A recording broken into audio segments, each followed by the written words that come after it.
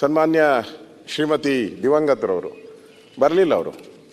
ಇವರು ಬಂದ ಮೇಲೆ ಅವರು ಬಂದು ಚೇರ್ ಹಾಕಿ ಕೂತ್ಕೊಂಡು ನಮಗೆ ಫಸ್ಟ್ ಮಾತಾಡೋಕ್ಕೆ ಅವಕಾಶ ಕೊಟ್ಟರು ಕಾವೇರಿ ಬಗ್ಗೆ.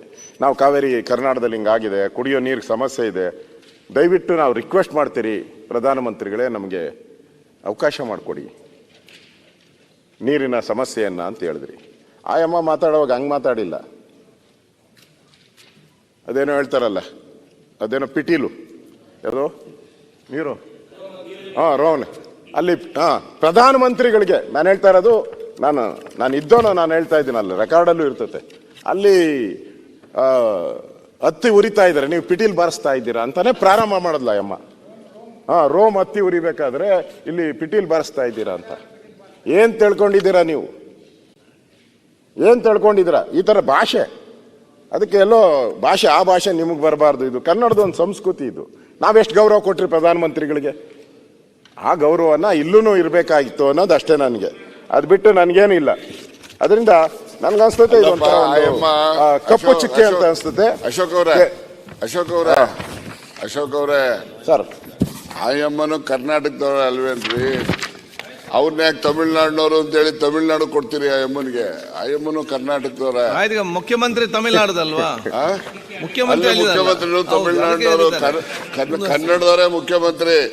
ತಮಿಳ್ನಾಡು ಸಂಸ್ಕೃತಿ ಅಂತ ಹೇಳಿದ್ರಲ್ಲ, ಆಯಮ್ಮ ಸಂಸ್ಕೃತಿ ಹುಟ್ಟಿದ್ದೆಲ್ಲ ಹುಡ್ಕಕ್ ಹೋಗೋದು ಬೇಡ. ಅವ್ರದ್ದಾರು ಈಗ ವಾಜಪೇಯಿದಲ್ಲಿ, ಸೋನಿಯಾ ಗಾಂಧಿದಲ್ಲಿ, ಯುದ್ಧದಲ್ಲಿ ಅವೆಲ್ಲ ಹುಡ್ಕೋದು ಬೇಡ. ಯಾಕೆ ಅಲ್ಲಿಗೆ ಬಿಟ್ಬಿಡೋಣ, ಅದಕ್ಕೆಲ್ಲ ಅಲ್ಲಿಗೆ ಬಿಟ್ಬಿಡೋಣ. ಸನ್ಮಾನ್ಯ ಅಧ್ಯಕ್ಷರೇ, ಅದು ಭಾರತಕ್ಕೆ ಸೇರಿದ್ದೆ. ಅದನ್ನು ಭಾರತಕ್ಕೆ ಸೇರಿದ್ದೆ. ಭಾರತದಾಗೆ ಇತ್ತು.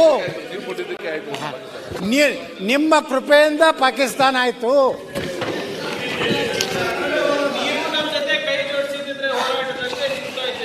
ಯಾರಿಗ್ ಗೊತ್ತು? ಯಾರು ಕೈಯೇ ಜೋಡಿಸಿಲ್ಲ. ಇಂಡಿಯಾ ಮೂವ್ಮೆಂಟ್ ಬಂದಿಲ್ಲ, ಬಂದಿಲ್ಲ, ಸೈಮನ್ ಗೋಬ್ಯಾಕ್ ಅಂದಿಲ್ಲ, ಧ್ವಜ ಆರಿಸಿಲ್ಲ 1995 ತನಕ. ಈಗ ನೀವು ಅದು ವಿಭಜನೆ ಮಾಡಿದ್ರಿ, ಇದು ವಿಭಜನೆ ಈಗ ಮಾಡ್ರಿ. ಈಗ ತಗೊಂಡ್ ಮಾಡಿ ಯಾರು ಬೇಡ ಅಂತಾರೆ? ತಕ್ಷಶಿಲಾ ಪ್ರತಿ ಸರಿ ವಿಭಜನೆ ಮಾಡ್ರಿ, ಅದು ಮಾಡ್ರಿ. ಯಾವ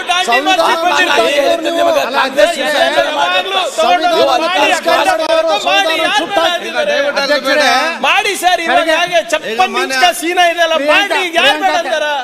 ತಗೊಂಡ್ ಬರ್ರಿ, POK ತಗೊಂಡ್ ಬರ್ರಿ, ಅಫ್ಘಾನಿಸ್ತಾನ್ ತಗೊಂಡ್ ಬರ್ರಿ, ತಕ್ಷಶಿಲಾ ವಾಪಸ್ ತಗೊಂಡ್ ಬರ್ರಿ, ಜಾವಾ, ಸುಮಾತ್ರ ಎಲ್ಲ ತಗೊಂಡ್ ಬರ್ರಿ. ಯಾರು ಬೇಡ ಅಂತಾರ? ಒಂದ್ ರೀತಿ ಪದೇ ಪದೇ ನೀವು ಮಾಡಿದ್ರಿ, ಅದು ಆಗ್ ಮಾಡಿದ್ರಿ, ಅದೇ ಕಥೆ ಇವ್ರದ್ದು. ಇವ್ರೇನ್ ಮಾಡಿದಾರೆ 10 ವರ್ಷದಲ್ಲಿ?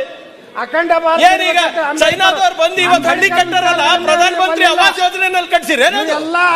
ಏನ್ ಮಾತಾಡ್ತಾರೆ ಸರ್ ಇವರು? 5 ನಿಮಿಷ ಆಮೇಲೆ ಇವರೇ ಪದೇ ಪದೇ ಸುಮ್ಮನಿದ್ರು ನಾವು ಸುಮ್ಮನೆ ಇರ್ತೀವಿ. ಆಮೇಲೆ ಪಾರ್ಲಿಮೆಂಟ್ ಅಲ್ಲಿ ಮಾತಾಡೋ ವಿಷಯ ಇಲ್ಲಿ ಮಾತಾಡಿದ್ರೆ ನೀವು ಹೋಗಿ ಪಾರ್ಲಿಮೆಂಟ್ ಹೋಗಿ ಮಾತಾಡಲಿ. ಅಶೋಕ್ ತಾವು ಮಾತಾಡಿ, ದಯವಿಟ್ಟು ಪ್ರತಿಪಕ್ಷ ನಾಯಕರು ಮಾತಾಡಿ, ಡಿಸ್ಟರ್ಬ್ ಆಗೋದು ಬೇಡ.